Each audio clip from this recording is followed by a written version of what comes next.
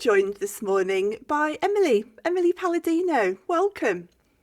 Thank you so much. How are you today? I'm doing well. We were laughing before we pressed record. For those watching the video, we've both got our snuggly jumpers on because it's very cold in Melbourne this morning. It is quite cold. Reflecting back, Emily, do you remember, I guess, what your first kind of thought was, perhaps when you were in school, leaving school, starting to think about what you might want to do with the rest of your life? Do you remember what you thought it was going to look like at that point? Emma, I was going to be a clinical psychologist. Okay, interesting. And so, yes, so I had always really loved trying to understand what makes people tick. Hmm. And so the psychology behind human behavior was just something that I was always interested in. So I studied psychology and sociology. I did a double major at university, and I was on the way to becoming a clinical psychologist. So that was Hmm. what I was going to do. Yeah. And then in my third year of the undergraduate degree, I did some voluntary work, and that's when I worked out that the clinical part didn't actually excite me as much as I thought it would. Hmm. And so I spoke to one of the careers counsellors at Monash University, which is where I was studying, and he suggested that I look into a master's degree in applied social research that was actually going to open up the following year.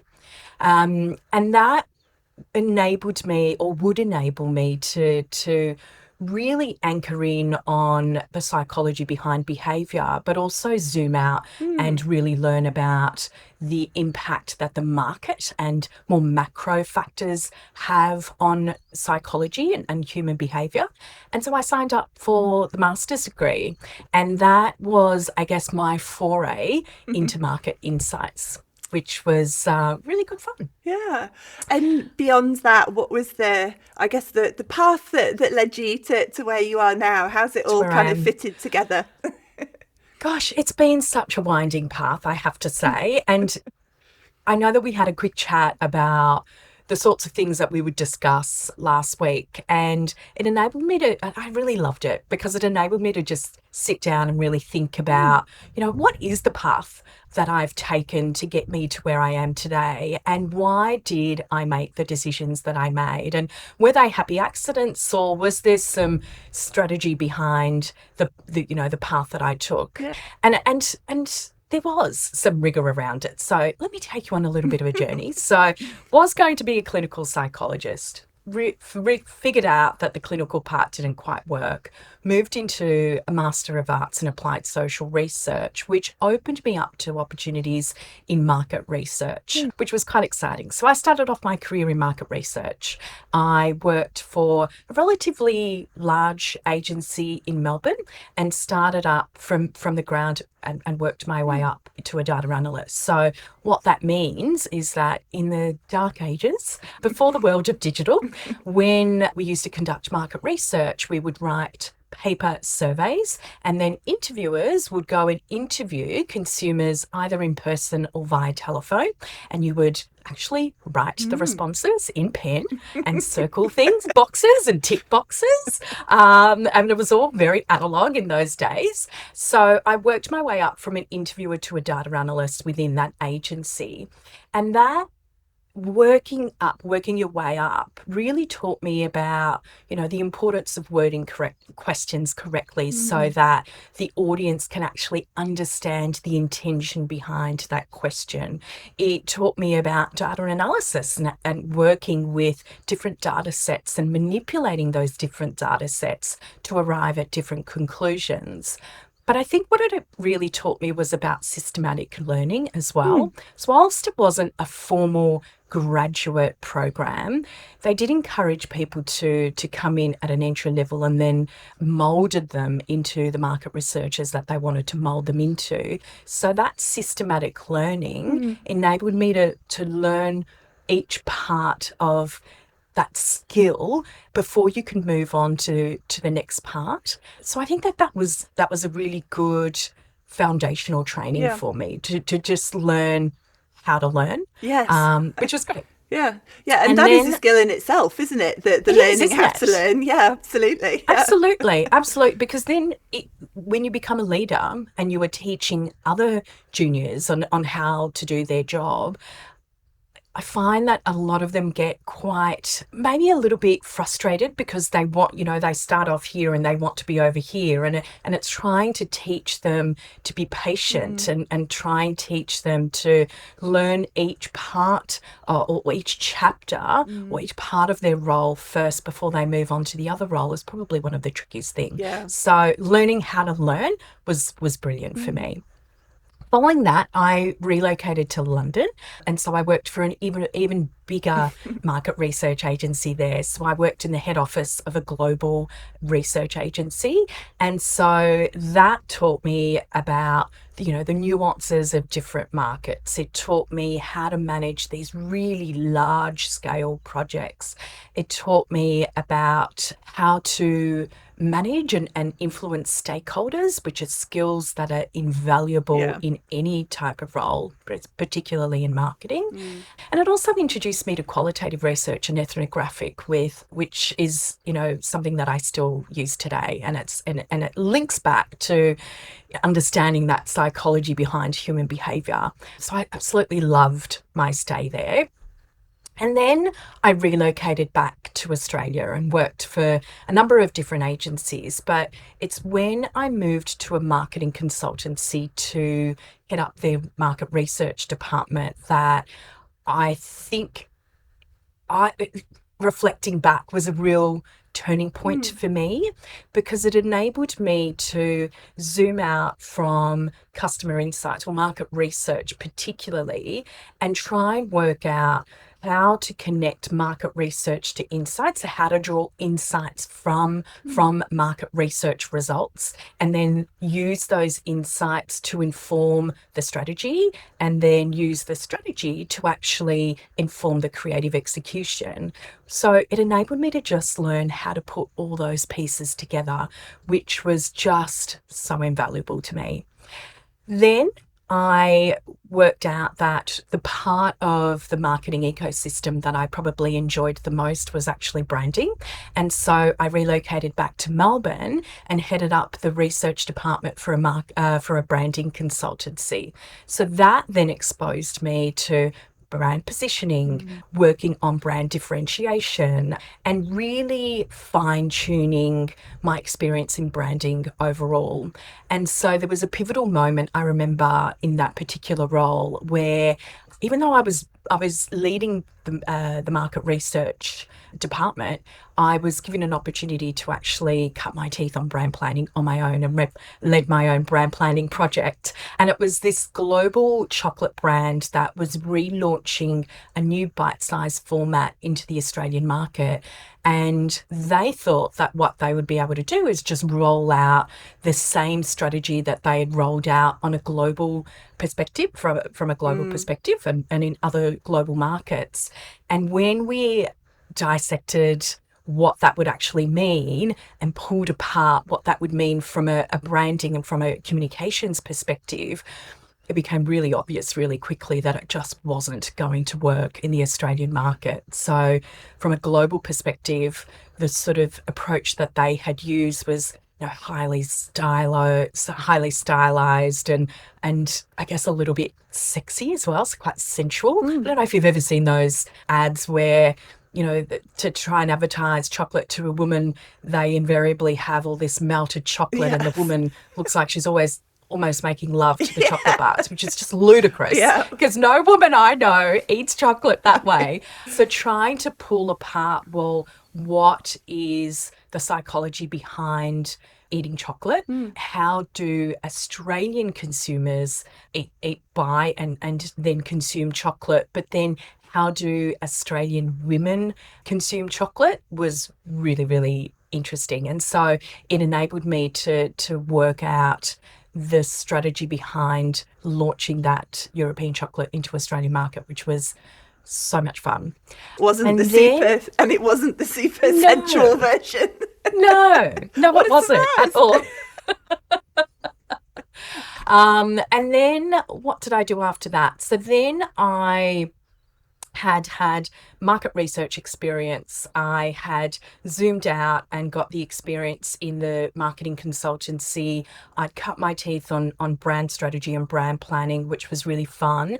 And then I wanted to go solo after that. So I launched the first iteration of my solo career, where I had a consultancy for 9 years called Noesis Research. So whilst we offered market research, we also did brand planning and strat planning as well, and worked with just a select few customers. So I think I had about 5 clients over the space of 9 years. But what that meant was that I developed really, really strong partnerships Yeah. and really strong relationships with these clients.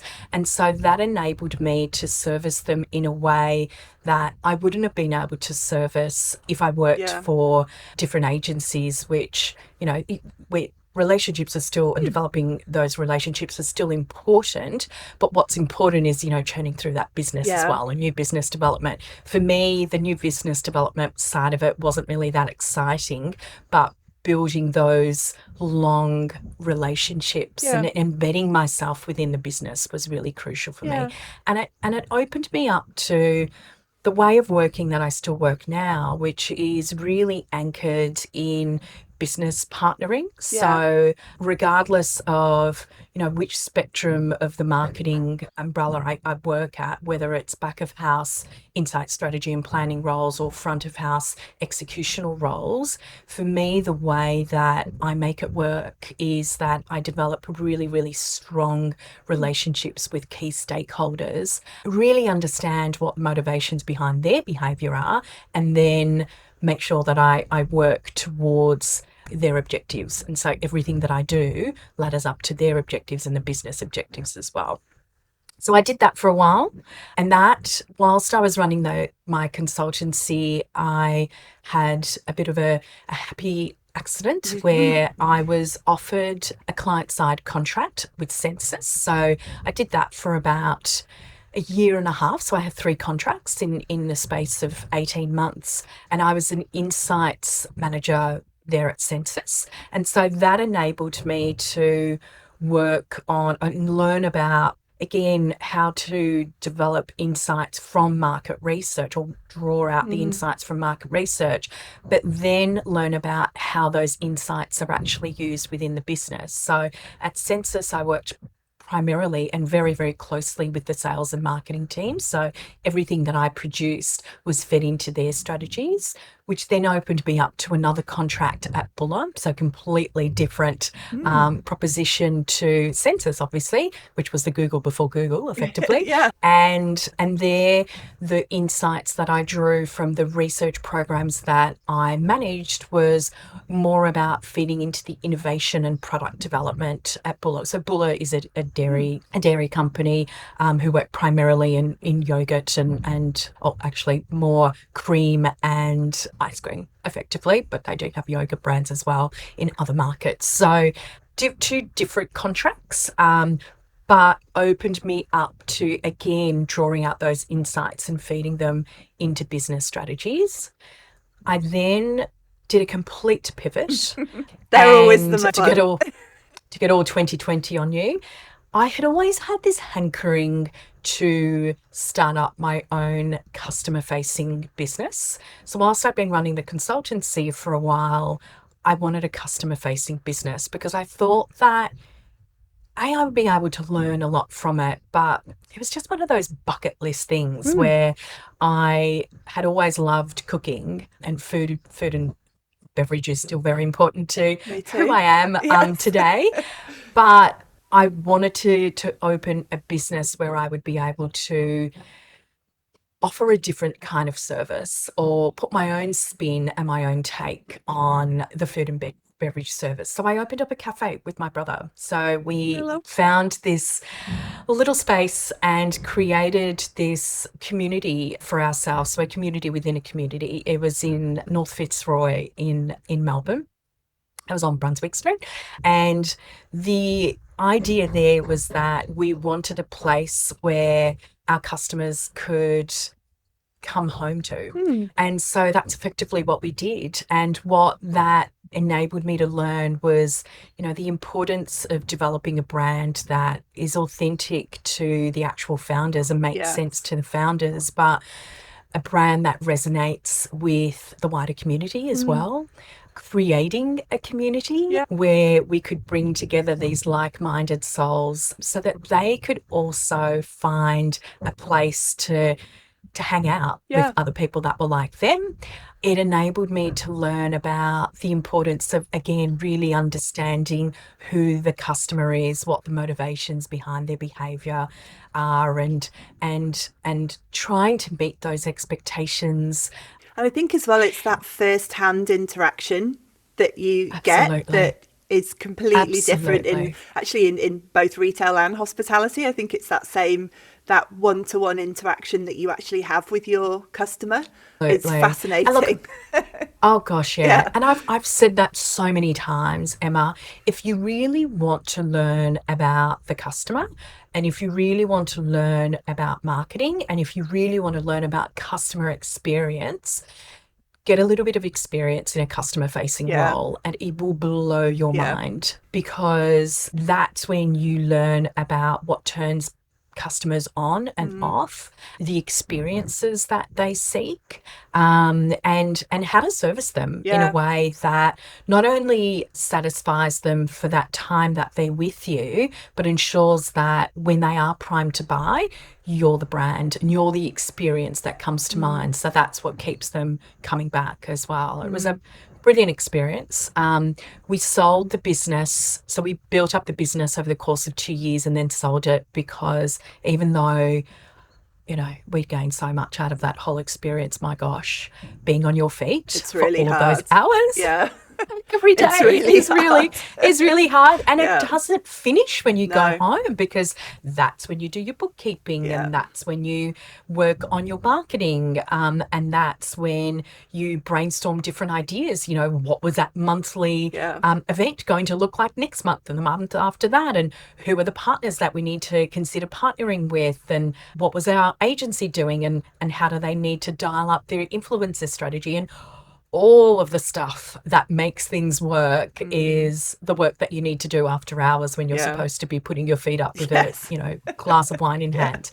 So pretty tough work. But after that, I moved into the corporate world again, and I worked client side at Target Australia, and I started off by working as a customer insights manager, which was fantastic because it enabled me to put all of that experience and all of those insights that I had gained over the years to partner up with different units within the business and ensure that the insights that I fed into them enabled us to really shape the brand and the business strategy, and reshape it completely, actually, and shape the product strategy and shape the retail strategy and the experience that we wanted our customers to have within the business. So that was an amazing opportunity for me to put all of that Yeah. learning into practice again. And then following that, I actually moved into a senior marketing position within Target. So from a customer insights manager, I moved into a senior marketing role, and there I managed the team who led and executed on the omni-channel campaigns end to end. And even though they were really adept at running their campaigns and a hell of a lot more experience than I was at executing campaigns, what I brought, because of my experience in customer insights, my experience in research, my experience of having played a role at being an entrepreneur, is that I was able to get them to understand the customer more, to reshape those campaigns, both brand and product campaigns, to be customer led rather than be business led or product led, and also added a lot more rigor into the measurement of those marketing campaigns to make sure that they were working. Are the levers that we're pulling on actually delivering the results that we're intending to deliver, because marketing isn't just about driving the traffic, but effectively you want that traffic to Yeah. convert. So are we doing the right things? And then following that, I moved into a smaller house of brands where I moved into a CMO role. So, which again probably looks like an interesting a step up, but I was tasked with leading an incredible multidisciplinary team. So everything from insights to brand comms, to creative studio, digital marketing, e-com, PR, events, like the whole gamut, which Yeah. was amazing. But even though it was a fairly well-oiled machine, and effectively I was just coming in to conduct the various different teams, the rigor that I brought to those different teams meant that, again, we were able to reshape the strategy of the three brands that were in our portfolio at that time, and ensure that everything that we did led with customer first. So that enabled us to turn around two of those three brands, which was brilliant. The third brand I didn't have a lot of say over, unfortunately, because the creative director was a little bit interesting, but an amazing opportunity there, which then led me to another role where I moved from a CMO role and an executional side of the marketing umbrella back into a back of house role as the group head of customer insights for Country Road Group. So as you know, Country Road Group has 5 brands within the portfolio, and they sit across various categories, primarily anchored in apparel, but also offer accessories and homeware as Yeah. well. And the reason why I took a step back from the executional side of marketing is because it offered me an opportunity to influence the executive leadership team, influence C-suite, and then influence the board as well. And so it also offered me an opportunity to really fine tune the analytical experience, which I thought could use with a little bit of fine tuning. So look, that was an amazing experience as well. And again, the fact that I had worked in back of house and front of house marketing roles meant that I brought a different proposition to that role as well. And I could speak the language that I needed to speak with, not only with the executive leadership team, but also other members of the senior leadership team across the various marketing units as well. Which brings me to today, The Emma. That was a present very, day. very long-winded Not at all. journey. And today I am actually working on a fractional basis. So I'm a fractional customer brand and experience leader, which effectively has meant that I've pulled all of the bits that I've loved the most on the journey, very long-winded journey that I've been on. So everything that I do always starts with customer and the consumer. So I offer myself as a customer leader. I love brand and everything to do with brand, because if you don't get the brand right, everything else can fall apart as well. So I do brand planning and brand strategy work and experience as well, because you can understand who your customer is, you can build beautiful brands, you can build wonderful products and services as well, depending on the industry sector that you're in.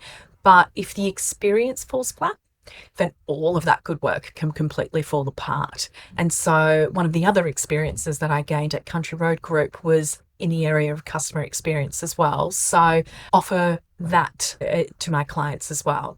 So the sort of clients that I've been working with are on a growth path, and some of them are smaller businesses that don't really have the resources to have, a customer insights team or to have a marketing leader, even though they do have smaller marketing teams.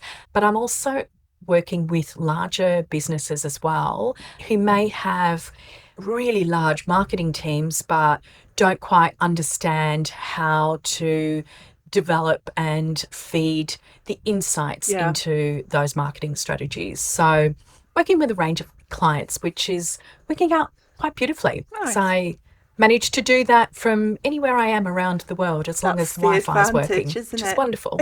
Yes.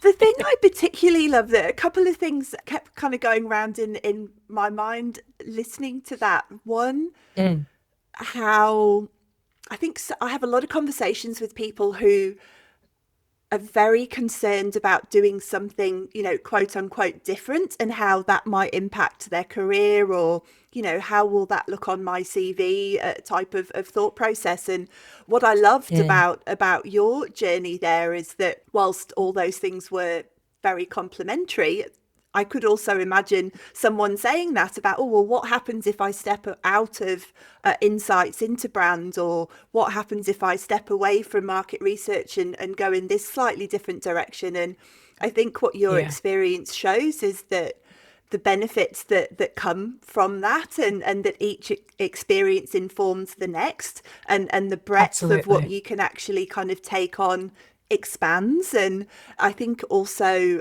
you mentioned it there, again, is it brings that sort of lens of what problems are we trying to solve, and it takes a bigger Absolutely. picture, and not just getting so down in the nuance of, how does the campaign look, which, yes, that's important, but there's this Absolutely. whole overarching layer of, are we driving revenue, are we actually delivering what the customer wants? And I think that the type of journey that you've had kind of lends itself to that, I guess, ultimately more strategic, kind of bigger picture thinking.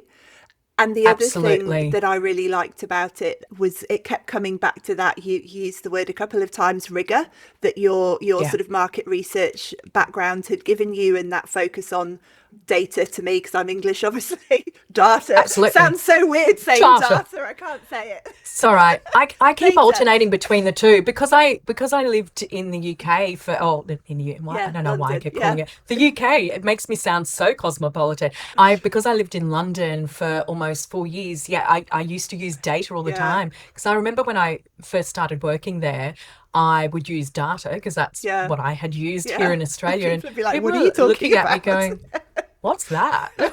Yeah. Data. So Data. now I just keep moving Go between between one the and the two. other. So Yeah. data and data, depending Yeah. on who I'm speaking with. So yes, And data. yeah, Yes. I'd imagine that, as you say, that rigor and that kind of focus, Yeah. taking everything back to data. Yeah. I think historically one of the criticisms that has been levelled at marketing is sometimes a lack of some of that rigor. And I would Absolutely. imagine that, going back to that psychology background, that marketing research background, that just had you in very good stead to have that kind of process oriented mindset and approach. So really interesting. Yeah, you Absolutely. can absolutely see Absolutely. how it all fits together. I love it. Of course, of course. And it's just also just having that curiosity as well to Yes. understand the why, Mm. rather than accepting everything that's happening at face value. So, why are consumers Mm. actually choosing one product over another? Why is that campaign working and a different campaign not working as well? Just that why, that Mm. curiosity. And I think that is something that customer insights practitioners all possess, Mm. that level of curiosity to understand why things are happening, why some things work better than others, is what propels us to do what we do. And that is, I think, what makes good marketers great as Yeah. well. That ongoing curiosity, because marketing isn't set and forget. No. You don't just write the strategy, execute it, and then it's done. You have to keep pushing at it. You have to keep working at it. You have to keep testing and learning. You have to keep tweaking as you go and experimenting and tweaking as you go. So I think that is what makes that connection just so great, Mm. I think. Not always a particularly popular question. Why though, is it? Right? No, Why are we doing this? Because we've always done it that way. exactly. But why? Don't ask me why, Yeah, just do it. Okay. exactly. Interesting. Again, you mentioned a couple of times customer insights, and it, Mm. it is I was going to say a phrase, not a phrase, two words, a collection of two words that gets used a Yes. lot, gets banded around a lot. I Yes. think it's one of those things that, a lot of people say. What does it actually mean in its truest form? And I think also, what does it not mean? Yeah, absolutely. Look, because I'd worked, or I've come to the marketing umbrella from market Mm. research, I think I've always taken for granted that everyone knew what an insight actually was. And it wasn't until I moved client side that I realized that that word just gets banded around Yeah. so many different teams, and it means so many different things to different people within the business. And then it means so many different things across different businesses as well. So every insights team that I've actually walked into has been set up in a completely different way, and they produce completely different work. So I think that working out what it isn't is probably the Yeah. best place to start. Market research results are results. They feed into insights, but they're not actually insights per Mm. se. They are results. Yeah. And data analysis is really important because we try and work out what the relationships are between different variables. But the results that you arrive at when you complete your data analysis aren't actually insights, Yeah. they're just results. The insights, particularly from a customer perspective, are those hidden truths, those motivations behind what the reason why we've arrived at the conclusion or the results that we have actually produced. So it's that those hidden truths behind Mm. the results. And the way that I often explain it is by using an example from years ago when I was cutting my teeth in brand planning for that branding consultancy. So there was that chocolate brand that I mentioned earlier on. The way that we worked out how we could either reposition the brand, which we didn't end up repositioning, but we completely changed the brand platform for the launch into the Australian market, is that we needed to conduct some quite rigorous market research just to try and understand who the Australian customer was. We knew she was a woman, but to really try and Mm. understand who the customer was, how she behaved, what were those triggers for her purchasing the chocolate, how did she actually consume the chocolate, what were the usage occasions, what were those needs that needed to be met, which brands was she consuming, why was she choosing one brand over another, what was the format, was it block, was it bite size, was it something else, did she drink it instead of eating it?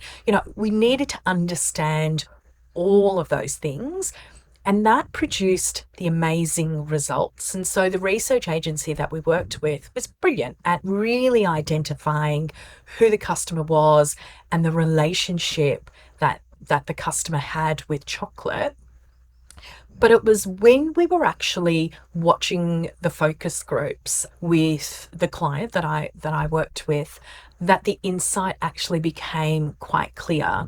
So whilst these women were recounting the chocolate confessions, and what I mean by that is that they would talk about, when they consumed chocolate. Oh, I tend to consume it, there's usually this 3 p.m. slump where I'll make myself a coffee and reach for a chocolate bar.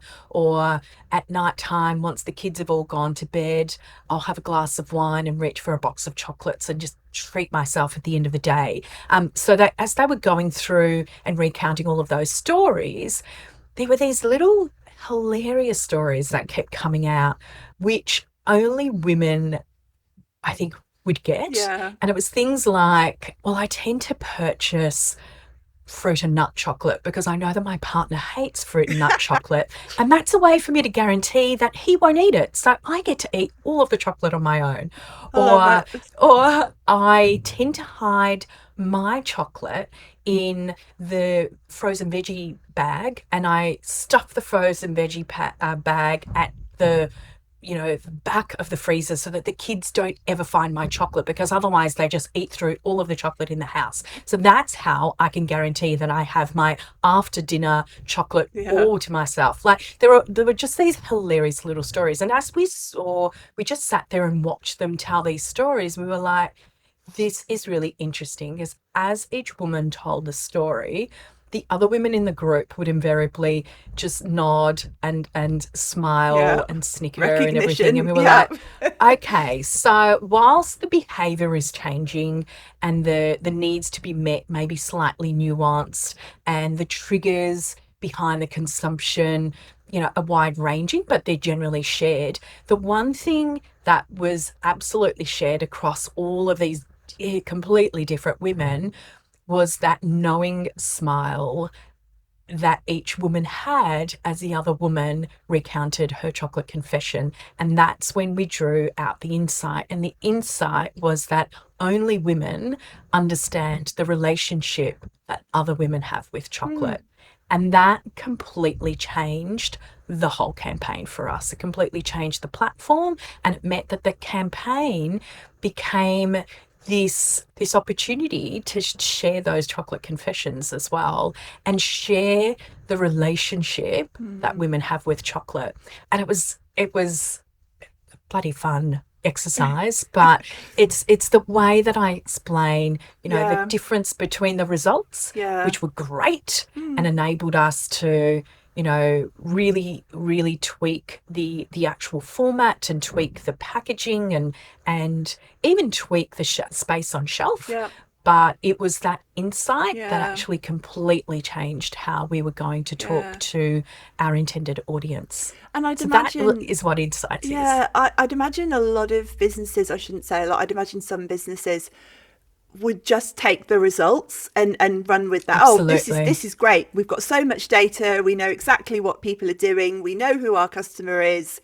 Off we go, Absolutely. and would have Absolutely. missed the nuance of what was actually happening and the probably Absolutely. emotional connection that that insight would provide that would drive a completely different response than just the Absolutely. data and the results itself. It's a really interesting example. And Correct. even as you were telling the story, like I'm sitting here with the knowing smile on my face because I can imagine that happening and the response is, yeah, completely different to, oh yeah, that the packaging looks nice, or there's a nice Yep. advert, or it's that, yeah, emotional connection that you've actually managed to get to, or behavioral connection, actually, probably more correctly. So interesting. Exactly. Yeah. Exactly. And that's why I think it makes it really important when you look at a business that democratizes insights across the business, because they think that, well, as long as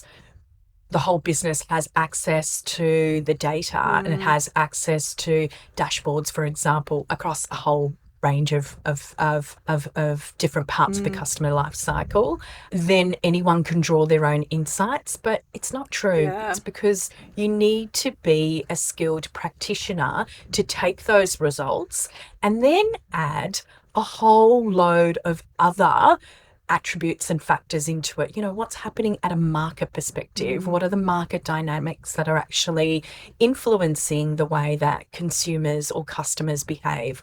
What are the macro trends? What are those cultural shifts that are actually influencing behavior? What is happening from a competitive landscape? How are other competitor brands or retailers in that case behaving, and what impact is that having Mm. on our particular consumer or customer segment? So there are so many factors that actually influence the why, and if you don't actually have the skills to pick all of that apart, and if you don't have the skills to zoom out and really understand and pull away the why, Mm. you're never going to arrive at those insights. No, so And interesting. that's why, democratize the data all you like, but you still need skilled and experienced customer insights practitioners to draw those Mm. insights, Yeah. which can then be fed into the business Yeah. strategy, the brand strategy, the retail strategy, the product strategy, the experience strategy, whatever the strategy is. But that's why it's crucial to have real insights to feed into those. Yeah. Yeah. Absolutely. Final question, Emily. It's always the final question. I know it comes around quick, doesn't it? You're like, are Gosh, that we was are we quick. there already? We are. That is, what do you know now that you wish you knew then? Look, I think I'm happy with the fact that the reason why I've remained open to so many of the opportunities that have either come my way accidentally or I have sought out more purposely Mm. is because I've always remained curious. So I'm glad that I've always remained curious and to really understand the why and to leave myself open to those opportunities. So I'd say that that is something that I have always known and I would always take into Mm. any of my future roles as well. And it's something that I've always shared with my mentees as well, Mm. remain curious and remain open. But if there's one thing that I would change, it would be to ensure that I had followed the leader, not just followed the brand and not just followed the actual job itself. And by Mm. job, I mean the actual Yeah. responsibilities or accountabilities of that particular role, because it's incredible the difference that a good leader makes. Not only can you learn a lot from that leader from a hard skills perspective, actually learn how to do your job better, Mm. but you also learn from a soft skills Yeah. perspective because you can shadow their behavior and learn how Mm. to be a better leader from someone who's already done that Yeah. and achieved that. But what I have learnt, and I continue to be taught this lesson, is that a good leader can be your advocate, and that advocacy can actually open up so many more Yeah. opportunities. A poor leader who will not be your advocate can actually block you Oh, from a lot of totally. opportunities. Yeah. Yeah. And so you may be doing your work to the best of your ability, not only meeting but also exceeding your KPIs. You may have incredible, strong relationships across the whole business. You may be influencing the right leaders, the executive leadership team, C-suite, presenting right up to the board, and doing your job at the best level you Mm. can. But if you don't have a leader who will actually back you Yeah. and open up those other opportunities and open up those doors for you, it just won't work. Yeah. It won't. Yeah. So follow the leader would be my Yeah. recommendation It's there. a great piece of advice, and it's so interesting because I think it's really undervalued. Like, so Yeah. few people that I speak to in my coaching role now and in my previous recruitment roles, so few people would list that as one of the things that was most important to them. Yeah. And I agree with you. I think it's a huge miss because the impact that that can have in multiple ways. Yeah. And to your point there about essentially having someone to model, being able to kind of model that behaviour, I also Yeah. think different contexts, but I think that is actually one of the problems, maybe the wrong word, with working from home, is that you lose a lot That's of right. that. And I think You those do. just the observation of someone, overhearing a conversation, seeing how they approach a certain situation. I just think you can learn so much from that, assuming that person is good at what they're doing, Absolute. obviously. Absolutely. But yeah, I think it's hugely undervalued. Yeah. It is. It is. And I mean, I'm sure that as a coach, you will continue to have those work from home debates with a lot of the people that you coach. And you can't open up LinkedIn without reading another work from I home know. argument or debate, Yeah. which is kind of ludicrous. And I get the importance of having that Oh, of flexibility. course. Absolutely. I mean, as I said earlier on, one of the things that I love about my current fractional Mm. role is that I can actually work from anywhere in the Yeah. world, which is wonderful. So I understand the importance of flexibility, particularly for different types of team members as well. Yeah. It's very important for mums Yeah. and dads and Yeah. just parents I think different overall. life stages, it's So going to have a important, for different sure. impact. Yeah. For sure. But it's also important to actually be in the room Yeah. physically, Yeah. to be able to listen to those conversations taking place, as you just mentioned, Mm. Emma, and then provide you with that opportunity to shadow and mirror that Yeah. behavior as well, because it's one of the crucial It ways that we really is. continue to learn and develop. Yeah. And you just can't do that remotely. No. I think I'm happy to be proven otherwise, but yeah, I mean I haven't seen it. no. I think it's one of those things where, like so many things actually, I think the pendulum needed to swing, but I think it has swung too far Yeah. the other way. And I think Yeah, we've possibly. again, as with a lot of things, we've lost the nuance and we've lost it just Yeah, becomes about, the length of your commute or something like that, as opposed to, well, what are actually the that's right. benefits of being there face to face? What's the benefit of Exactly. human connection and the community that you can actually build with your work colleagues and what you So learn and important. all of these things. I think Yeah. same as you, I work from home, I work for myself. It's very easy for me Yeah. to say, but I do Absolutely. I do feel that we've gone too far the other way. I think there's a I think there's a so. middle I think ground. so. And then you lose as well just that opportunity to develop those strong relationships Yeah, as well, so much and harder. that camaraderie that actually comes with belonging to a team, Mm, because that's how you end up developing that trust as yeah, well with other people. And if you're all working remotely and everyone's too intent on protecting their turf, then you're not going to work effectively. no, And the whole team isn't going to work effectively. no, So I agree. I think we've swung possibly a little bit I think too so. A little too bit far too the far. other side. Yeah. Thank you. Hopefully we'll reach a happy medium. Yeah, let's hope so. Here's hoping. Hoping. Thank you so much, Emily. I yeah, really Pleasure. appreciate you taking the time, and yeah, just so Pleasure. so interesting. And as I said earlier, I think it's lovely to hear someone's journey that's multifaceted and not just this kind of very kind of single track approach. It's lovely to hear that your point around kind of curiosity and how that's led you in different directions. So it's been awesome. Thank you. Wonderful. Thank you so much.